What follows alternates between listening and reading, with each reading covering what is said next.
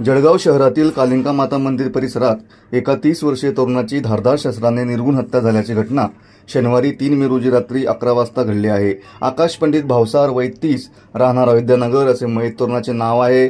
आकाश transport नगर येथे वाहन भरण्याचे काम करून आपल्या कुटुंबाचा उदरनिर्वाह करत होता। त्याच्या पश्चात आई, पत्नी, एक मुलगी आणि एक मुलगा असा परिवार आहे। गेल्या काही महिन्यांपासून त्याचा पत्नीशी कौटुंबिक वाद सुरू होता। शनिवारी रात्री सासरच्या मंडळींनी हॉटेल A1 जवळ त्याला अडवून धारदार शस्त्रांनी मांडी, छाती आणि गुप्तांगावर वार करून गंभीर जखमी केले। तातडीने रुग्णालयात नेण्यात आले असता वैद्यकीय अधिकारी यांनी त्याला मृत घोषित केले। या प्रकरणी शनीपेठ पोलीस स्टेशनला खुनाचा गुन्हा दाखल करण्याची प्रक्रिया सुरू असून 4 संचित आरोपींची नावे समोर आली असून पोलीस त्यांचा शोध घेत आहेत।